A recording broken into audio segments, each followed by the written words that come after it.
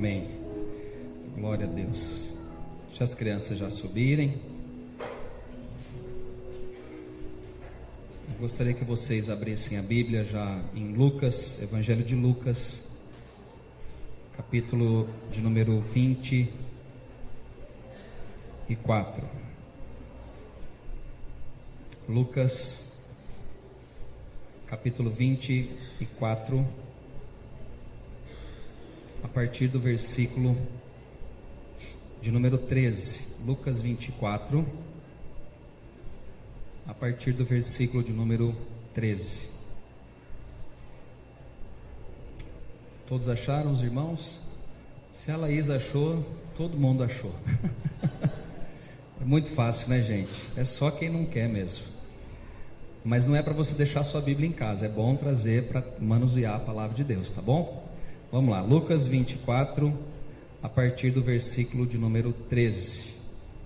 Naquele mesmo dia, que foi depois da ressurreição, dois deles estavam de caminho para uma aldeia chamada Emaús, distante de Jerusalém 60 estádios.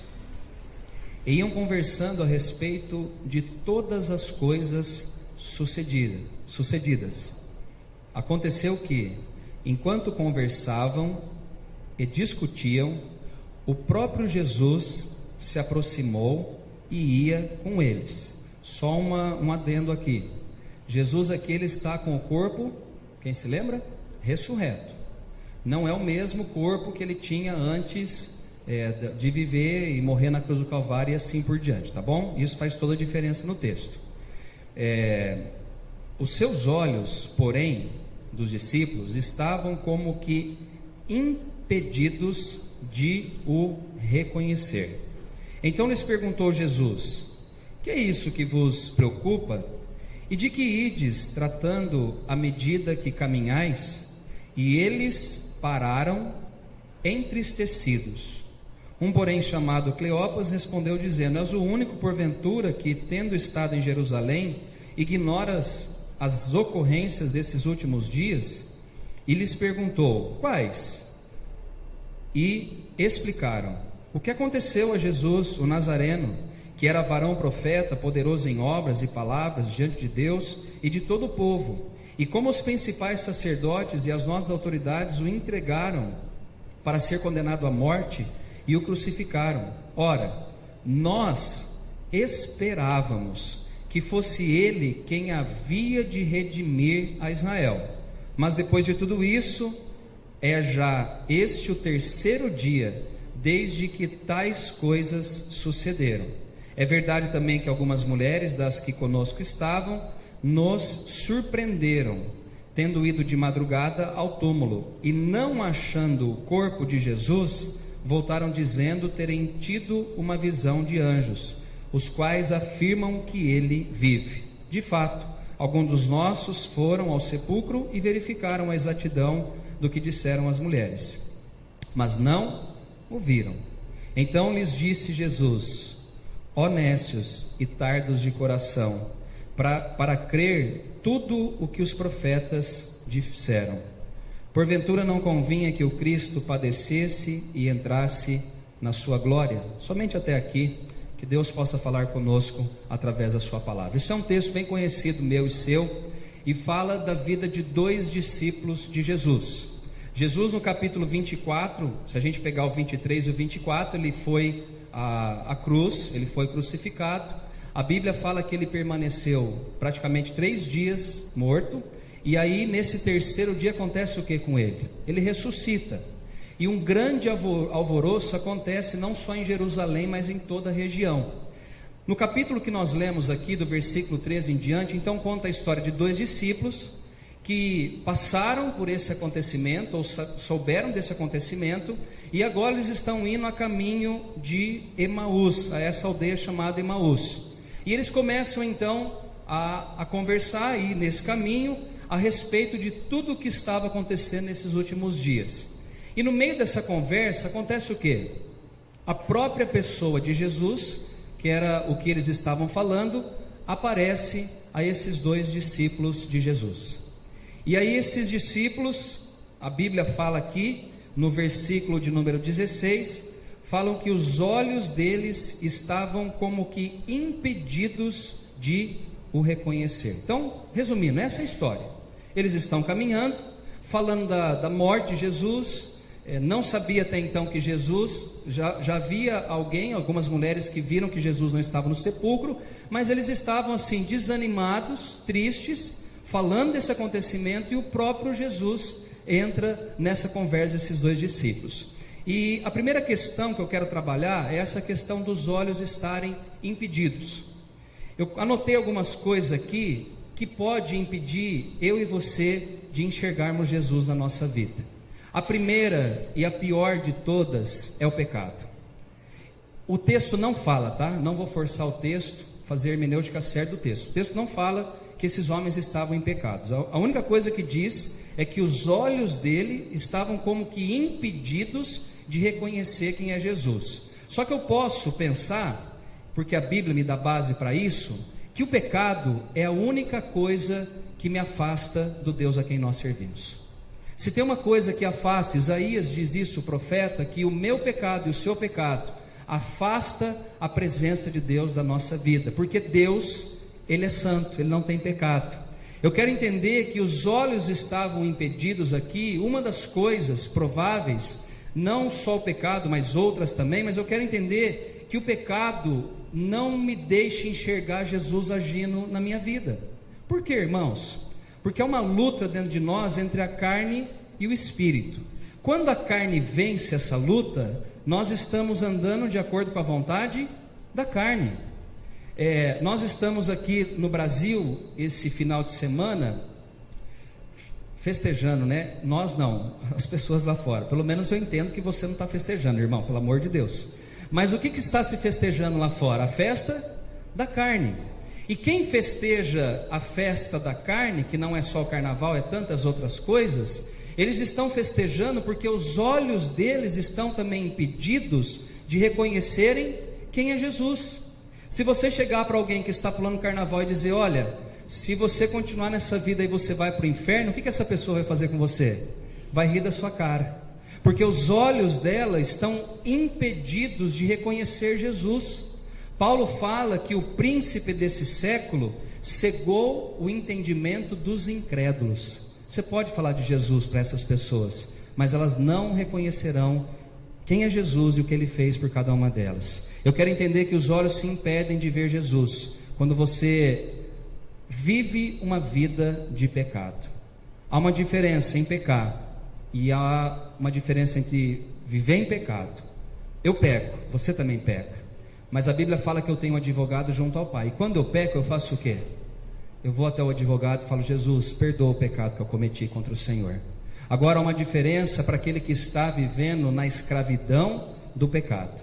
Todo dia ele peca naquele mesmo pecado, naquele mesmo erro. E quando a gente tem uma vida no pecado, os nossos olhos não conseguem enxergar Jesus agindo na nossa vida.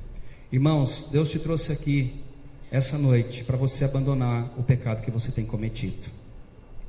Eu não vejo os corações, mas Deus vê cada um dos nossos corações. E se tem uma coisa que impede o agir de Deus nas nossas vidas, isso se chama pecado. Pecado praticado deve ser pecado confessado. E esse pecado que é confessado, a palavra fala que esse pecado é perdoado. Eu quero pensar também que uma das coisas que impedem os nossos olhos também de reconhecer Jesus é a consequência de uma vida de pecado, é a falta de comunhão com Ele. Muitos de nós, eu quero que você entenda isso de maneira muito clara, precisa, muitos de nós temos comunhão com Deus somente aos domingos. Muitos de nós só temos comunhão com Deus quando tem um culto caseiro. Muitos de nós só temos comunhão com Deus quando você chega aqui 7 horas da noite no domingo, o louvor canta, o pastor prega e você fala: oh, gloriosa comunhão que eu tenho com Deus. Só que de segunda a sábado ou até o outro domingo, falta oração na sua vida, falta comunhão com o Senhor, falta relacionamento e intimidade com o Senhor. Irmãos, eu quero dizer que uma das coisas que impede eu e você de vermos Jesus agindo na nossa vida é a falta de comunhão com Ele. Tem muitas pessoas que não conhecem Jesus, tem muitas pessoas que frequentam as igrejas, mas não têm um relacionamento íntimo e sincero com o Senhor. Lembra de Jó? O texto fala em Jó 42 que depois de todas as experiências que Jó passou na sua vida, perdendo filho, bem material, casa, tudo que ele tinha de valor, materialmente falando, sentimentalmente falando, que era a perda dos filhos, a Bíblia fala no capítulo 42 de Jó, que Jó conhecia Deus antes, de que maneira? De ouvir falar. Muitas vezes você também tem vivido dessa maneira, conhece a Deus só de ouvir falar. Deus não quer se relacionar com você dessa maneira, Ele quer ser o seu íntimo amigo. João capítulo de número 15, abram lá comigo rapidinho para vocês acordarem um pouco aí. João capítulo de número 15. Olha o que Jesus quer ter comigo e com você.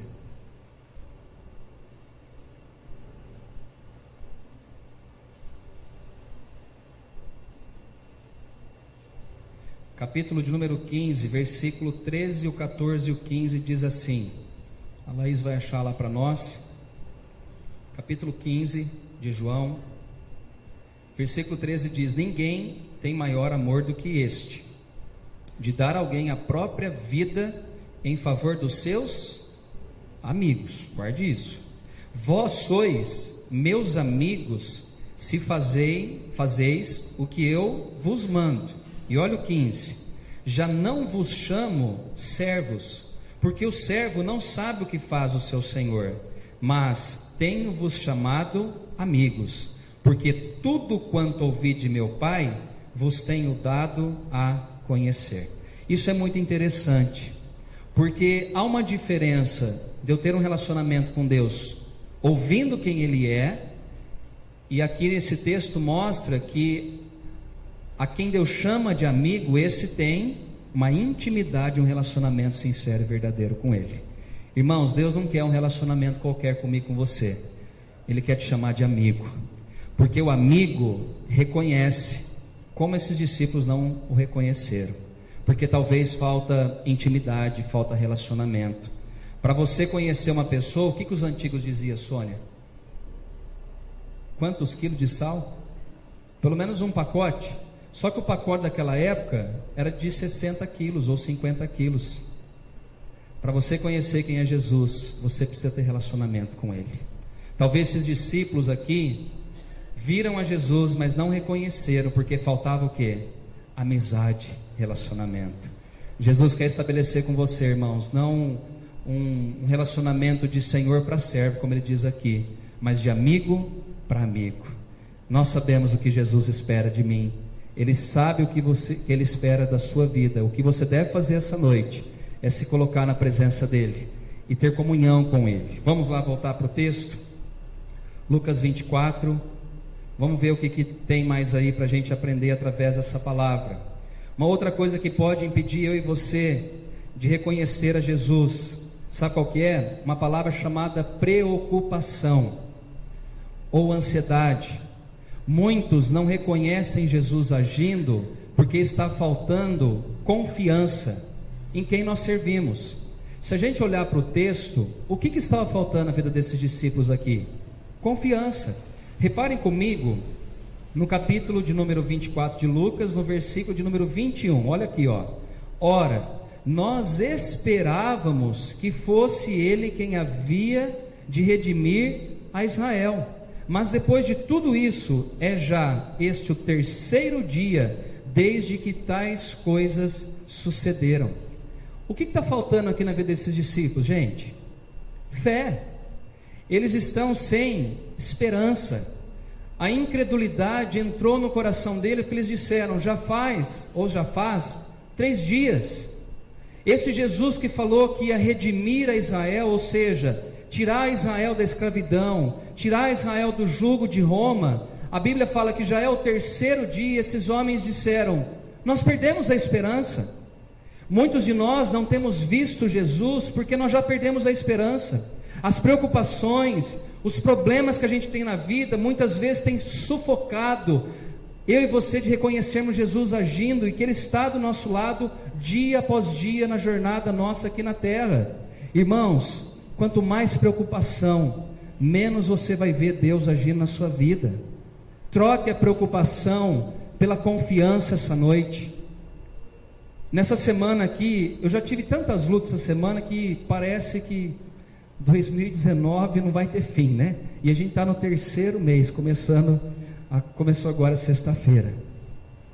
Só que eu tomei uma decisão que eu não vou ficar preocupado, porque o Deus a quem eu sirvo, Ele falou: Fernando, eu vou estar com você todos os dias da sua vida até a consumação do século.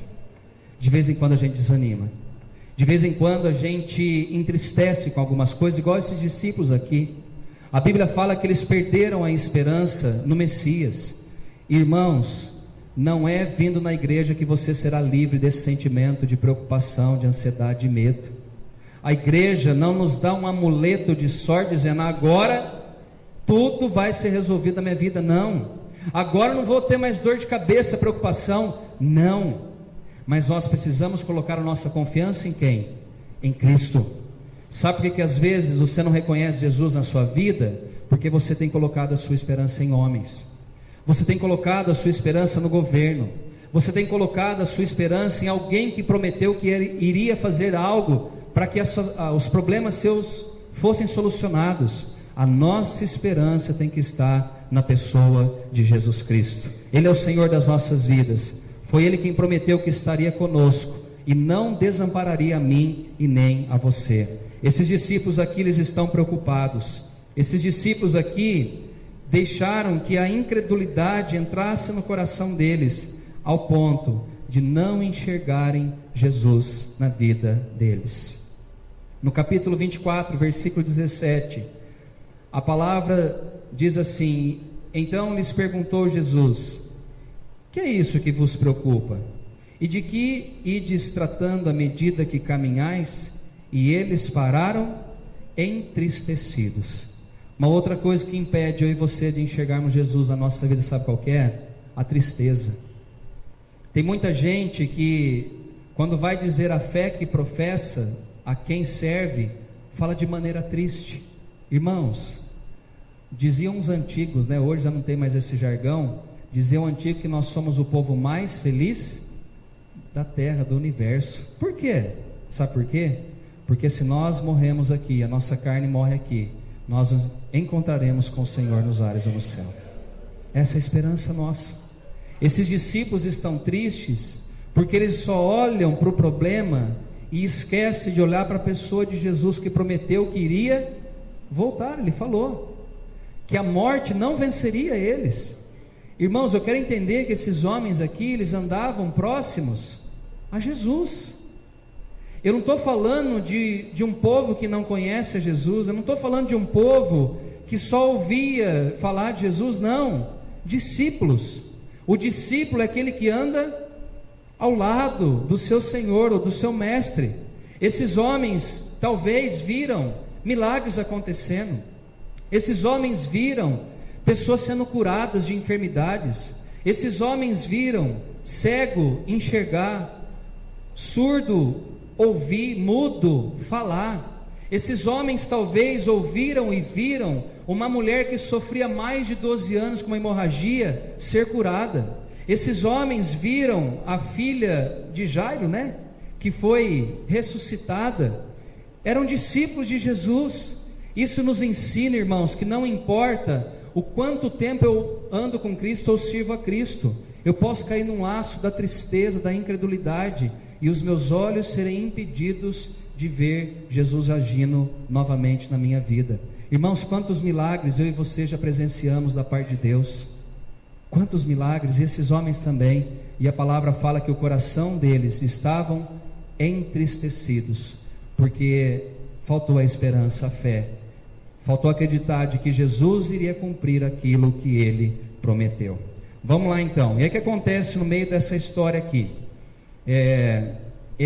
Jesus está conversando aqui com eles, e aí eles contam o que aconteceu com Jesus o Nazareno.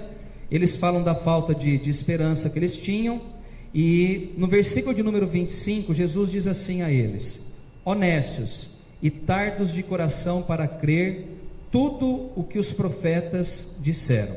Olha o que Jesus faz.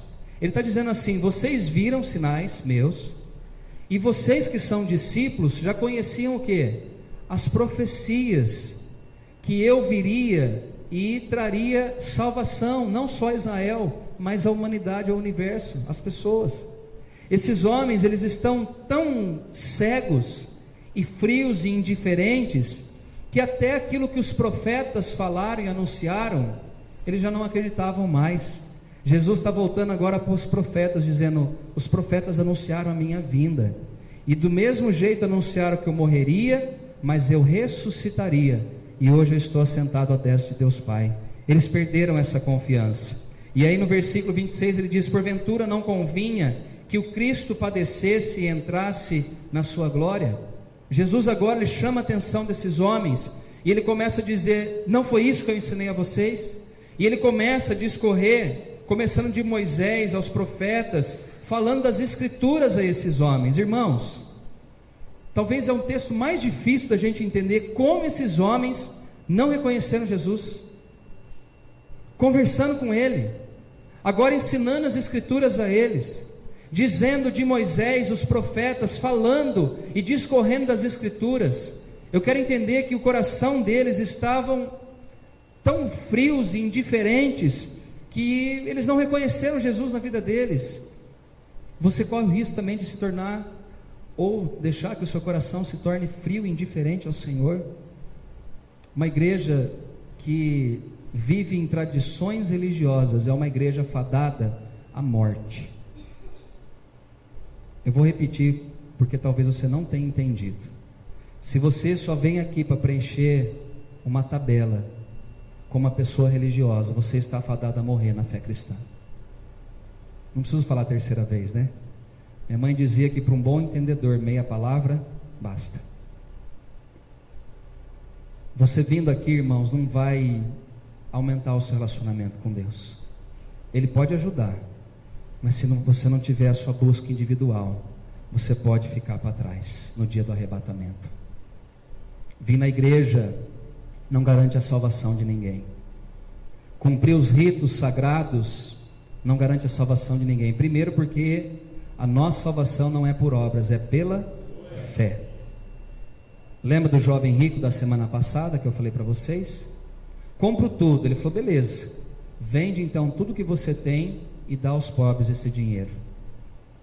Religiosidade. Deus não suporta. Lembra da igreja de Apocalipse que ele fala: você não é quente nem frio, você é morno. Ele está tratando aqui da religião. Não tem o coração mais que pulsa pela presença do Senhor. Não tem mais aquela chama do Espírito Santo que arde dentro dele para ter uma vida de intimidade com o Senhor. A religião, irmãos, não te liga a Deus. O que te liga a Deus é a sua comunhão com Ele, é a sua entrega de vida total ao Senhor. É dessa maneira que você vai ter comunhão com o Senhor. Esses homens aqui talvez eram religiosos também. E no versículo de número 28 diz assim: quando eles se aproximaram da aldeia para onde iam, ele fez ele menção de passar adiante. Ou seja, Jesus falou: eu vou adiante. Mas eles os constrangeram dizendo: fica conosco, porque é tarde e o dia já declina. E entrou para ficar com eles. Versículo 30. E aconteceu que, quando estavam à mesa, tomando ele o pão, abençoou e tendo partido, lhes deu. Versículo 31. Então se abriram os olhos e o reconheceram, mas ele desapareceu da presença dele. Segura aqui para que eu possa falar um pouco desse texto. Jesus parece que ele é irônico nessa hora, não é verdade? Não tem problema, viu, gente, de achar Jesus irônico. Não é pecado ser irônico.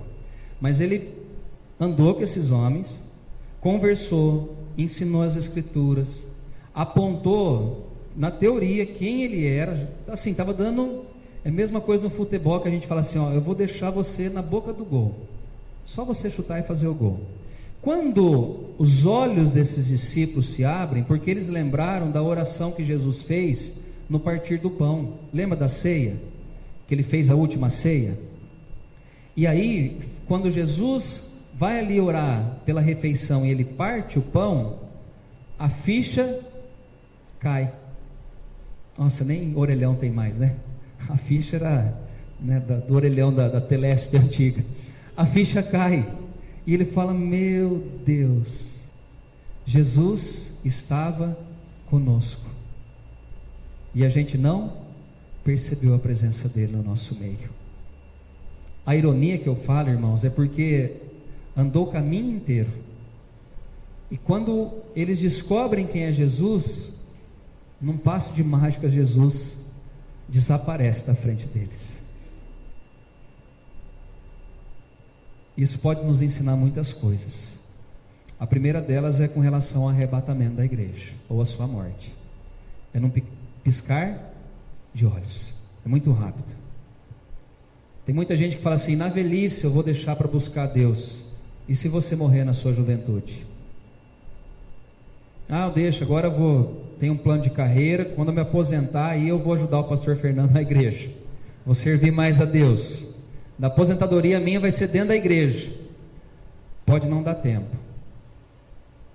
E Deus vai cobrar os dons e os talentos que Ele colocou nas suas mãos, assim como Ele tem cobrado de mim, e vai cobrar um dia também. Talvez não dê tempo. Esses homens, talvez, eles olharam e falaram: puxa vida, e eles falam isso: porventura não nos ardia o coração quando Ele pelo caminho nos falava, quando nos expunha as Escrituras? Um vira para o outro e fala: ô fulano, você não percebeu que era Jesus? Um olhou para o outro e falou assim: nós não percebemos que era Jesus que estava conosco. Não percebemos. Caminhamos com Ele, conversamos com Ele, Jesus ensinou a palavra a eles, fez eles refletirem com relação a que o Messias não ia a morte vencer ele, mas que ele ressuscitaria. E agora, num piscar de olhos, Jesus some, e esses homens ficam ali. Se fosse eu, irmãos, eu ia tentar colocar minha cabeça debaixo de uma terra de vergonha, porque eram discípulos de Jesus, caminhavam com Ele. Jesus some e eles disseram, que é o ponto fundamental dessa mensagem aqui: o nosso coração não ardia quando Ele caminhava e falava com a gente. Eu falei tudo isso só para chegar nesse ponto aqui. Muitas pessoas, o coração não ardem mais quando ouvem falar da palavra de Cristo em suas vidas. Agora que eu estou fazendo louvor aqui junto, a gente olha às vezes para a congregação. Quantas pessoas indiferentes para a glória de Deus, frias, cumprindo mais uma tabela de semana, achando que o cumprimento da tabela vai te livrar de algum problema na vida. Eu sei que tem pessoas que ficam sentadas porque tem problema na coluna. Eu compreendo tudo, irmãos. Eu compreendo que cada um tem o seu jeito de adorar a Deus, de louvar o nome do Senhor, mas eu quero puxar a sua orelha com relação a isso. Se você não está disposto a adorar e a louvar o nome do Senhor enquanto nós cantamos, e onde a presença de Deus está sendo manifestada, será que o céu é o seu lugar? Porque a Bíblia fala que nós somos criados para a glória do Senhor. Pensa um pouco nisso. A gente está aqui, Deus falando: eu quero derramar da minha glória sobre eles, mas os corações estão fechados. Preocupações da nossa mente com a semana que a gente vai ter, com as contas que nós temos para pagar. Essa canção não ficou boa hoje. Irmãos, Deus, se Ele quisesse um perfeito louvor, Ele teria criado eu e você igual a anjos, porque anjo não desafina, né, Sônia? Nós desafinamos de vez em quando, são umas notas erradas ali, mas Deus não está à procura desse tipo de pessoa. Ele está à procura de verdadeiros adoradores. Você está no culto aqui e sua cabeça às vezes está lá fora, e aí Jesus pode voltar e você falar: não ardeu na hora da palavra o coração? Na hora do louvor não aconteceu nada? Tem gente que acha que precisa ficar arrepiada, né? Ai, Deus está aqui que eu estou arrepiado. Irmãos, Deus não é um arrepio. Deus não é um arrepio. Deus é um Deus santo, um Deus poderoso, um Deus que está acima de tudo e de todos, e que se manifesta de diversas formas na minha vida e na sua vida. Agora tem algo que eu tenho que fazer. eu tenho que estar sedento da glória dele. O salmista dizia que assim como a corça ansiava pelas águas, ele ansiava pela presença de Deus na vida dele. Você tem ansiado por Jesus na sua vida? Você tem sede? Que em Ribeirão a gente sabe muito bem o que é ter sede, né? Calor de 38 graus, 40 e pouco fez esses dias, né, pastor Zé Roberto? 47 a sensação térmica. Quando você tem sede, o seu corpo ele não grita? É essa sede que o Senhor quer que você tenha da presença dele. Esses discípulos perderam a oportunidade de reconhecer Jesus, que estava ali com eles nesse caminho, e é caminho mesmo, é jornada. E eu estou falando da nossa jornada aqui também. Estamos andando, estamos caminhando, e Jesus está dizendo: eu quero estar do seu lado, camarada. Lembra do texto onde ele diz: vinde a mim, vós todos que estáis cansados, sobrecarregados, que eu vos aliviarei. E a gente esquece o que está debaixo, porque ele diz assim: tomai sobre vós o meu jugo e aprendei de mim, porque sou manso e humilde de coração, e aí sim nós acharemos descanso para as nossas almas. Sabe o que eu quero dizer com isso? Que Jesus quer andar do nosso lado. Eu usei essa expressão no culto lá na irmã Cida, da dona Cida, falando desse texto, que o jugo que Jesus quer colocar é como se a gente entendesse dessa forma aqui: tinha os carros de bois antigos, e aquela madeira que era colocada sobre o lombo ali de um animal, de um boi, era colocada também do outro boi que estava do lado. Por que fazia isso? Para eles andarem no mesmo ritmo, no mesmo passo. Se um boi fosse mais para frente, o que o jugo ou a canga fazia? Segurava, travava, porque estava preso o pau ou a madeira sobre os ombros dele. Jesus está tentando ensinar eu e você que na caminhada também nós temos que andar de que forma? Do lado dele.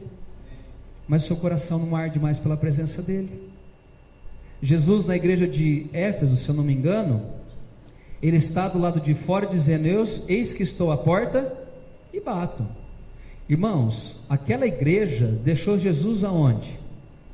Do lado de fora. Está tudo muito lindo, mas eu estou lá fora, não estou aqui dentro. Vocês estão preocupados com tantas coisas, minha presença não está no meio de vocês. E aí a gente usa aquele texto para as pessoas se entregarem a Jesus. De uma certa forma é errado a gente dizer isso, porque Jesus está falando com a igreja. Ele está dizendo: eis que estou à porta e bato. Se você abrir a porta, eu entrarei, cearei contigo e você comigo. Sabe o que é isso aí? Relacionamento que Jesus quer estabelecer comigo, com você. Só que a porta, que é o seu coração, tem que fazer o quê? Se abrir a esse Senhor. Diziam os antigos cristãos que a mesa está posta e só se serve quem quer comer dessa mesa que o Senhor serve a mim e a você. O banquete está aqui. Não falo somente da ceia, mas o banquete é a palavra de Deus na sua vida. O banquete é o relacionamento que Deus quer ter com você. Falar, soprar através do Espírito Santo dele na sua vida. Essa semana eu comecei a orar e falar: Deus, eu quero ouvir mais a sua voz. Eu quero ouvir mais a sua voz. E aí, qual que é a pancada que a gente toma na cabeça? Busca mais a minha presença. Eu quero mais o Senhor na minha vida. Busque mais. Do jeito que está, ainda está pouco. Precisa mais. Vou ficar de joelho então o dia inteiro? Não, é ter mais comunhão. É ter mais contato com a sua palavra, é ter mais contato através da oração, do jejum, da consagração. É isso que Deus quer estabelecer comigo e com você. E esses discípulos disseram: não nos ardia o coração enquanto ele falava no caminho de Emaús? E na mesma hora, versículo 33, levantando-se, voltaram para Jerusalém, onde acharam reunidos 11 e outros com eles, os quais diziam: o Senhor ressuscitou e já apareceu a Simão. Então os dois contaram o que lhes acontecera no caminho e como fora por eles reconhecido no partir do pão. Somente até aqui. Se eu pregar mais, vai ser da minha vontade. O que Jesus quer que você faça essa noite é abrir o coração a Ele. Esses discípulos aqui perderam uma oportunidade de reconhecer Jesus já no começo da caminhada. Foram descobrir no final, e aí já era tarde, Jesus já tinha ido embora. Não perca a presença de Deus na sua vida, não perca. Abra o seu coração essa noite e diga: Jesus, eu preciso de Ti. Eu não quero vir à igreja ou frequentar um culto para cumprir uma regra, uma tabela, não. Eu quero ter sede e fome da Tua presença. A Bíblia fala que as fontes de Deus são inesgotáveis. Tem muito para dar, gente.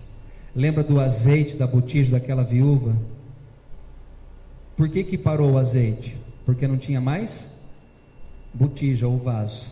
Se tivesse centenas, milhares de vasos, ia ter azeite? Sim, porque Deus, quando Ele derrama, é de maneira inesgotável. Só que Ele diz: você que tem sede, venha a mim e beba da água da vida. Vamos orar ao Senhor? Quero que você feche aí um pouquinho os seus olhos. A palavra é especificamente sobre relacionamento com Deus. O que ficava na minha mente hoje à tarde, confesso que eu tentei pegar tantos textos, mas não saía essa palavra do meu coração. E a palavra era: conserte o altar.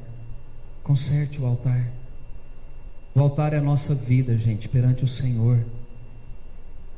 Peça a Deus para que Ele tire a frieza espiritual do seu coração. Peça a Deus essa noite que Ele tire a incredulidade da sua vida. Peça a Deus que esse pecado que tem dominado a você, a Bíblia fala que nós, que já somos de Cristo, não podemos viver na escravidão do pecado. Se você está escravo de algum pecado, confesse ele ao Senhor essa noite. Peça perdão do seu pecado. A Bíblia fala que se nós confessarmos os nossos pecados, Jesus, Ele é fiel e justo para nos perdoar os pecados e nos purificar de toda injustiça. Jesus quer andar contigo, meu irmão e minha irmã, mas é preciso conserto, é preciso reparo. Deus não habita num templo, ou não quer habitar num templo sujo. O Senhor quer habitar num templo limpo, coração liberto, restaurado. Nós que somos seres humanos não gostamos de viver num ambiente sujo, ou não deveria gostar. O Espírito de Deus também não, irmãos. Limpa hoje, peça para que o sangue carmesim de Cristo passe sobre a sua vida. Senhor, lava as vestes da tua igreja. Tira toda a frieza que há dentro de cada um de nós, o tradicionalismo, a religiosidade. Tira de nós, Senhor. O Senhor não quer algo automático, mecânico. O Senhor quer algo novo que ofereçamos ao Senhor. O Senhor quer a nossa vida. O Senhor quer entrar dentro de cada um de nós e fazer morada em nossos corações, ó Deus. Mas onde há pecado, Jesus não entra. É por isso que nós confessamos os nossos pecados a Ti. Tu és fiel e justo para perdoar os nossos pecados, ó Deus. Aumenta a nossa sede pela Tua presença, Jesus. Aumenta a nossa fome pela Tua presença. Senhor, que a nossa igreja não caia no erro da religiosidade, do tradicionalismo. Que a nossa igreja não caia, Senhor Deus, no erro de fazermos algo, falarmos algo, mas no coração muitas vezes está enganando a respeito daquilo que nós estamos falando. Livra-nos, ó Deus, de vivermos uma vida dupla. Livra-nos, ó Deus, de vivermos uma vida suja lá fora e aqui dentro um santarrão. Não é isso que o Senhor quer e não espera de cada um de nós. O Senhor quer habitar constantemente em nossos corações, em nossas vidas. Lava os nossos corações com Teu sangue, Jesus, essa noite. Lava as nossas vestes, Senhor, com Teu sangue essa noite. Purifica os nossos lábios. Purifica, Senhor Deus, as nossas mãos que dizem respeito às nossas atitudes. Lava-nos completamente, Jesus, com teu sangue, e que possamos reconhecer o Senhor em nossas vidas, na caminhada cristã, na jornada que temos, ó Deus, que viver aqui nessa terra. Ah, Deus, traz alívio aos nossos fardos, aos pesos que nós temos. Senhor, tira as escamas dos nossos olhos, a incredulidade, a preocupação, a ansiedade, que saia das nossas vidas em nome de Jesus. Deus, derrama de maneira abundante água viva sobre a tua igreja essa noite. Derrama sobre o teu povo óleo fresco do teu Espírito Santo. Derrama avivamento sobre os nossos corações. E avivamento começa com choro, começa com arrependimento, começa com mudança de vida, Senhor. Não basta vir na igreja, é preciso uma vida nova em Cristo Jesus. É preciso um novo nascimento, é preciso um lavar, um regenerar das nossas obras aqui na terra. É só assim que Cristo habitará em nossos corações. Ah, Jesus, queima novamente o nosso coração pela tua presença, Senhor. Faz-nos sentir, ó Deus, saudade de orarmos, de buscarmos a tua palavra. Dá-nos o desejo, ó Deus, ardente em buscarmos a tua presença, Senhor. Pedro disse: para onde iremos nós, se só o Senhor tem palavras de vida eterna? Mostra que Pedro tinha um coração sedento pela tua presença. Ele entendia quem era Jesus na vida dele, a diferença que fazia a presença de Cristo na vida dele, na caminhada dele aqui na terra. Ó Deus, faz isso no nosso meio também, Jesus. Que possamos sentir vontade, ó Deus, de estarmos na tua presença, estarmos aqui no culto, Senhor, buscando a tua face, não só aqui, mas na nossa casa, no nosso dia a dia, ó Deus. Que o excesso de trabalho, que o excesso de preocupações não impeçam a tua glória de fluir em nossas vidas, ó Deus. Pai, conserta o teu povo, Deus, a começar de mim, começando aqui do altar, ó Deus, na minha vida, nos líderes da nossa igreja, Senhor, nas crianças, adolescentes, nos jovens, nas famílias, Senhor. Começa um avivamento aqui entre nós, Senhor. Nos convença de que nós necessitamos da tua presença em nossas vidas. Como a água, como o alimento, nós necessitamos do Senhor, ó Deus. Ah, Senhor, queremos, ó Deus, que a nossa alma tenha sede e fome de Ti, Senhor, a cada dia. Tu és a nossa fonte inesgotável, Jesus. Fonte inesgotável Tu és, Senhor. Oh Deus, obrigado pela Tua palavra. Obrigado porque o Senhor nos ama e o Senhor deseja o melhor para cada um de nós. Eu oro agradecido, ó Deus, agradecido, porque assim como um pai corrige um filho, o Senhor também corrige a quem o Senhor ama, e pode corrigir aquilo que precisa ser corrigido em nós, Senhor. Não temos medo, nós sabemos em quem nós temos crido. Nós sabemos que aquele que começou a boa obra em nossas vidas é fiel para cumprir até a volta de Jesus, o nosso Senhor. Amém, amém e amém. Hoje é noite de ceia, e a ceia fala de comunhão. A ceia fala do partir do pão, fala de compartilharmos o cálice. Jesus fez isso. A última ceia, ele reúne os seus discípulos, ele parte o pão, dá aos seus discípulos, dizendo: isso é o meu corpo que está sendo oferecido a vocês. E quando vai tomar do cálice, diz: esse representa o sangue que eu vou derramar na cruz do Calvário pela vida de vocês. Comunhão. Porque Deus amou o mundo de tal maneira, enviou o seu Filho para mim, para você. Comunhão, salvação, perdão, misericórdia, graça, é aquilo que Jesus fez por cada um de nós na cruz do Calvário. Amém? Antes de nós tomarmos a ceia, a gente vai cantar um hino com as senhoras da igreja. Isso. Vem aqui as senhorinhas, nós ensaiamos. Pode vir aqui à frente. Nós vamos cantar um hino, a Sônia vai nos dirigir. Eu acho que é mais fácil vir por aqui, ó, não dá? Isso. E depois que nós cantarmos esse hino, irmão, nós vamos participar da ceia do Senhor. Nós fizemos o culto lá na casa da irmã Dora, da Ana Paula, e eu dei uma tarefa, né, para casa e para elas cantarem aqui hoje à noite. Pode chegar aqui mais do lado. Isso, Pati.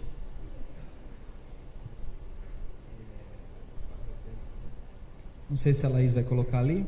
Tem aí? Então vai.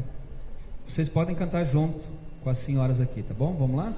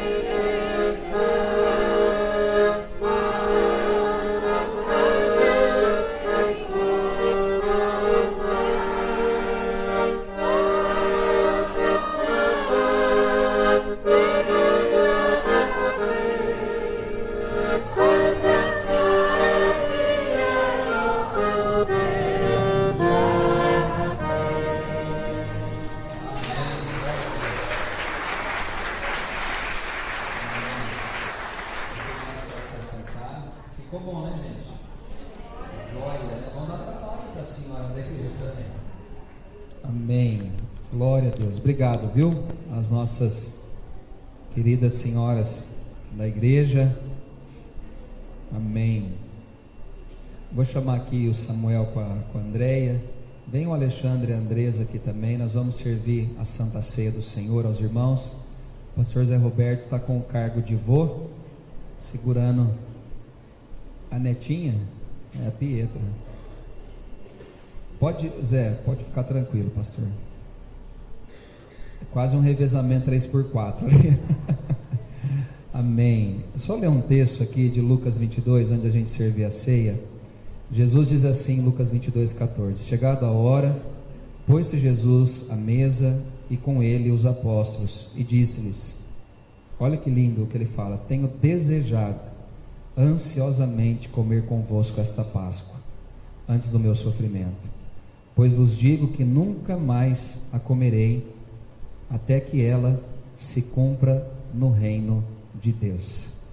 Eu li esse texto à tarde em casa e eu fiquei pensando naquilo que Jesus falou. Tenho desejado ansiosamente comer convosco a Páscoa. Jesus é o nosso Cordeiro Pascal. Na verdade ele está se referindo a quem aqui, gente? A Ele.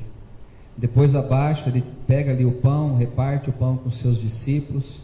Depois ele dá de comer aos seus discípulos. Ele pega o cálice também, dizendo: esse cálice é uma nova aliança que eu faço através do meu sangue. Não é qualquer coisa que nós estamos fazendo aqui. Até a volta de Jesus nós vamos tomar da ceia. E um dia, irmãos, nós vamos estar com Ele. E vai se cumprir essa palavra aqui, porque o reino de Deus vai ser manifestado. Amém? Vamos ficar em pé. Nós vamos primeiramente orar, e depois os irmãos estarão indo aí no seu lugar. Você não precisa sair.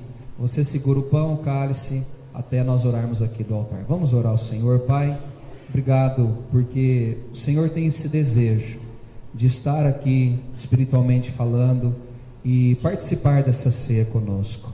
Nós estamos celebrando não somente a tua morte, mas a ressurreição do nosso Senhor Jesus. Ele morreu, mas Ele ressuscitou e Ele está vivo. Que nós possamos tomar dignamente a ceia do Senhor. Que nenhum mal, ó Deus, esteja sobre nós nesse momento. Que nenhuma ação do inimigo esteja sobre as nossas vidas. E que possamos, ó Deus, fazer desse momento o momento mais importante na celebração aqui desse culto. Que possamos tomar, ó Deus, do cálice e comer do pão, lembrando daquilo que o Senhor fez por nós um dia na cruz do Calvário. Muito obrigado, ó Deus, em nome de Jesus. Amém. Os irmãos vão estar indo no seu lugar. A senhora já pegou.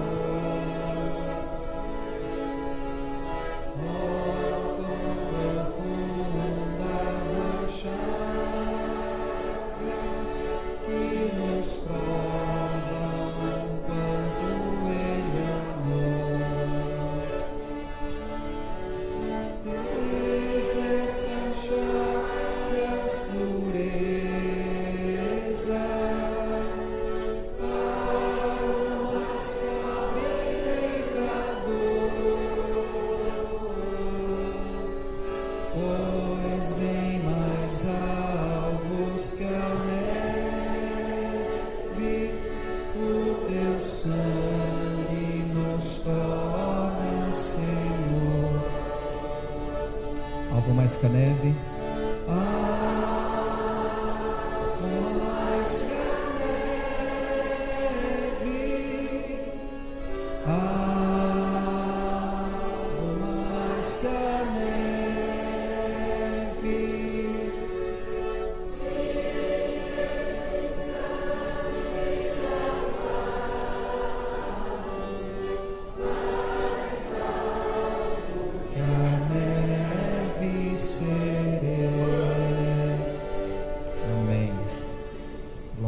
do Senhor.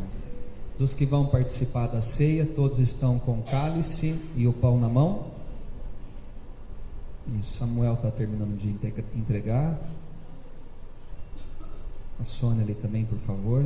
Andréia, pegou? Só o pãozinho então, está faltando.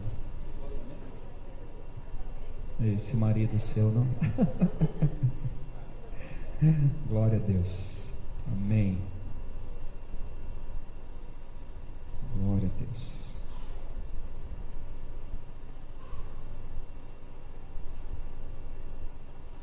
Amém.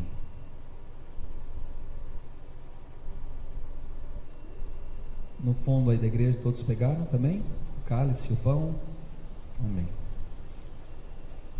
Nós vamos orar pelos elementos.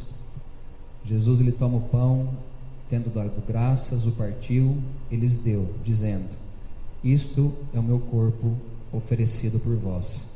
Fazei isto em memória de mim. Senhor, nós entendemos que esse pão representa o corpo de Jesus. É em memória dele que nós aqui celebramos a sua morte, mas a sua ressurreição. Representa e simboliza o teu corpo que foi levado àquele madeiro. E é graças à tua morte que hoje nós temos vida. Consagramos a ti e que possamos comer do pão para termos comunhão contigo. Coma do pão e ser agradecido ao Senhor.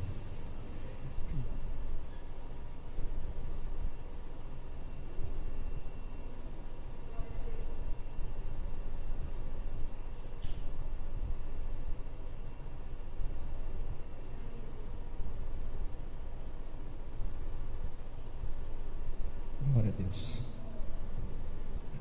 Semelhantemente, depois de cear, tomou o cálice, dizendo: este é o cálice da nova aliança no meu sangue, derramado em favor de vós. Jesus verteu o precioso sangue por mim e por você. Morte sacrificial como de um cordeiro. E a Bíblia fala que como um cordeiro mudo que vai ao matadouro, Jesus também foi àquela cruz do Calvário. Por fim ele diz: Pai, perdoa porque eles não sabem o que estão fazendo. E a última palavra dele é que ele dá, a morte vem sobre ele. Mas a frase foi: está consumado. A prova é o sangue que ele derramou por nós naquela cruz. Já está feito. Nós não precisamos mais fazer nada, a não ser colocarmos a nossa vida nas mãos do Senhor. Troque o cálice com quem está ao seu lado, para partilharmos a comunhão uns com os outros.